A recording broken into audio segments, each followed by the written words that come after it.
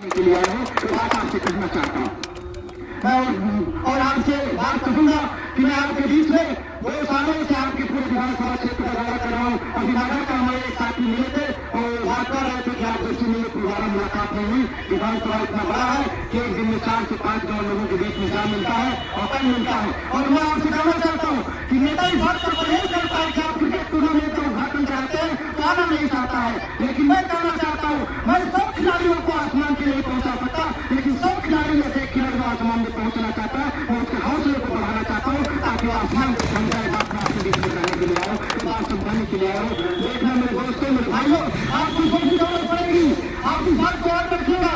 मुझे जब भी आप याद करोगे अपनी जरूरत की चीजों के लिए मैं आपके साथ खड़ा रहूंगा और आपके साथ कंधा मिला करके चलने का काम करूंगा। तो बात आपको बताना चाहता हूँ, मैं बात आपको समझाना चाहता हूँ। इस उत्तर प्रदेश का, इस पूर्वांचल का सबसे बड़ा यूनिवर्सिटी और सबसे बड़ा अस्पताल और सबसे बड़ा स्टेडियम आपकी पहचान बनेगी। उस पहचान से आप जाने जाएंगे जिस तरह से हम कबीर के नाम से ये पार्टी पहचानी जाती है। उस समय उत्तर प्रदेश में कोई मुख्यमंत्री होगा, इसी सरकार होगी, लेकिन उत्तर प्रदेश में सबसे बड़ा यूनिवर्सिटी और सबसे बड़ा अस्पताल और सबसे बड़ा स्टेडियम इस फैजाबाद की सरजमीन बना करके जाऊंगा। बात आपसे कहने के लिए आया हूँ, बात आपको समझाने के लिए आया हूँ। अपने फैसले को बात पहुंचाने मेरे दोस्तों और आगे निकालो। मैं बात आपको इसलिए कहना चाहता हूँ कि जो एडिशन था वो एडिशन जिसको मूल करके स्कूल से निकाला गया था और पढ़ने के लिए अपनी नल को तराशा और उसने दुनिया को बिजली का आविष्कार करके दिखा दिया और दुनिया जानती है जिस बिजली को बनाने वाला वो मूल बच्चा जिसको मूल कहा गया था वो एडिशन था। तो आपके बीच में